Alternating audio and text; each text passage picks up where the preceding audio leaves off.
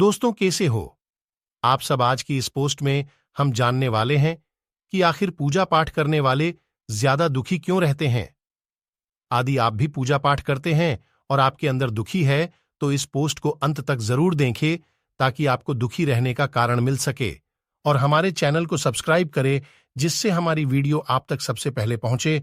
तो आइए जानते हैं। दोस्तों, बहुत लोगों के मन में यह सवाल आता है कि जो लोग नास्तिक है, जो भगवान की ज्यादा पूजा पाठ नहीं करते हैं, फिर भी वे जीवन में इतने सुखी हैं, जबकि जो लोग दिन रात ईश्वर की भक्ति में डूबे रहते हैं, ज्यादा पूजा पाठ करते हैं, उनके जीवन में ज्यादा दुख और परेशानी आती है। आखिर ऐसा क्यों? क्या भगवान अपने भक्तों के जीवन में इसलिए समस्या और दुख देते हैं कि वे उनके भक्त हैं? क्या वे अपने भक्तों की परीक्षा लेते हैं, जबकि भक्त भगवान की पूजा इसलिए करती हैं कि उनके जीवन में आने वाले दुख और तकलीफ कट सकें, उन्हें जीवन में सारी सुख मिले? तो इस सवाल का जो जवाब है वह मैं आपको इस पोस्ट में देने जा कि ऐसा क्यों होता है कि ज्यादा पूजा पाठ करने वाले लोग ज्यादा दुखी रहते हैं। दोस्तों, सबसे पहले मैं आपको बता दूं कि कर्म प्रधान है। कर्म के आगे ईश्वर को भी झुकना पड़ता है।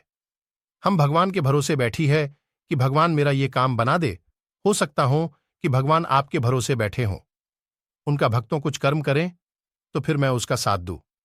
हम सोचते हैं कि पहले वह दे तो हम कुछ करें, और भगवान सोचता है कि पहले यह कुछ करें तो मैं कुछ दूं।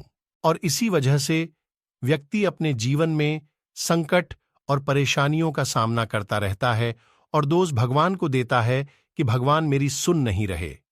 मैं तो दिन रात भगवान का नाम लेता हूं, रोज मंदिर जाता हूं, पूजा पाठ करता हूं, फिर भगवान मेरी इतनी परीक्षा क्यों ले रहे हैं? हमें मिलने वाले सुख या दुख का कारण भगवान नहीं अपितु हम ही हैं। हमारे कर्म ही हमें सुख दुख देते हैं। कर्म सकाम व निष्काम होते हैं। सकाम कर्म यानी ऐसे कर्म जिनके बदले में हम कुछ भौतिक सुख सुविधाएं चाहते हैं, ऐसे कर्मों का फल सुख दुख के रूप में मिलता है। निष्काम कर्म वह हैं जिनके बदले हम केवल भगवान को प्राप्त करना चाहते हैं, ऐसे कर्मों का फल भगवत प्राप्ति के रूप में मिलता है। अब बात आती है कि ज्यादा पूजा पाठ करने वाले ही दुखी क्यों रहते हैं। इसका सीधा सा उत्तर यह है कि ज्यादा पूजा पाठ करने वाला भक्ति के स्वरूप को नहीं समझने के कारण पूजा पाठ तो करता है, लेकिन वह अनजाने में सकाम पूजा ही करता है, जिसका फल उसे सुख दुख के रूप में ही मिलता है। ज्यादा पूजा पाठ करने वाला बेशक ज्यादा पूजा पाठ या भक्ति करता हुआ नजर आता है, लेकिन वह कर्मकांड को ठीक से नहीं करना जानता है। ऐसे में गलती पर गलती करता जाता है। भक्ति भी कई प्रकार की होती है। इसमें श्रवण, भजन कीर्तन, नाम जप, स्मरण, मंत्र जप, पाद सेवन, अर्चन, वंदन, दास्य, सख्य, पूजा, आरती, प्रार्थना, सत्संग आदि शामिल हैं। इसे नवधा भक्ति कहते हैं। अब आपको बताता हूं भगवद गीता में उल्लेखित 4 तरह के भक्तों के बारे में। वनआर्थ भक्त वह है जो शारीरिक कष्ट आ जाने पर या धन वैभव नष्ट होने पर अपना दुख दूर करने के लिए भगवान को पुकारता है। यही दुखी ज्यादा रहता है और भगवान को दोष देता है कि मैं तो इतना सारा पूजा पाठ करता हूं, लेकिन फिर भी मुझे इतना दुख। इसकी एक वजह उसका प्रारब्ध भी होता है। 2.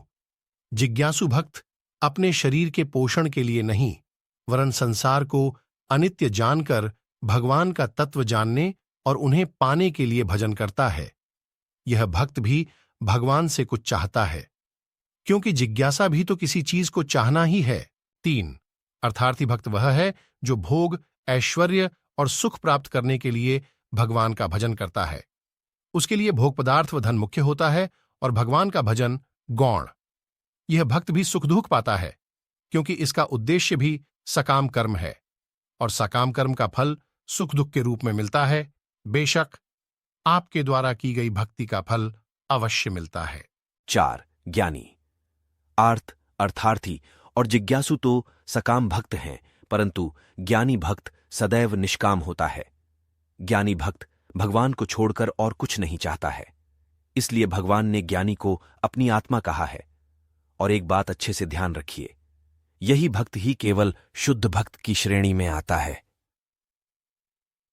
ज्ञानी भक्त के योगक्षेम का वहन भगवान स्वयं करते हैं। इसीलिए आपको बता दूं कि भगवान की भक्ति और पूजा पाठ के साथ आप कर्म पर ध्यान जरूर दें कि आप सही दिशा में कर्म करेंगे तो भगवान आपको उसको पाने में मदद जरूर करेगा, लेकिन बैठे बैठे वह चीज तो भगवान आपको नहीं देगा। इसीलिए कर्म करो और साथ ही भगवान की भक्ति करो, फिर आप देखिए कितनी जल्दी आप सफलता की ऊंचाइयों को प्राप्त करेंगे।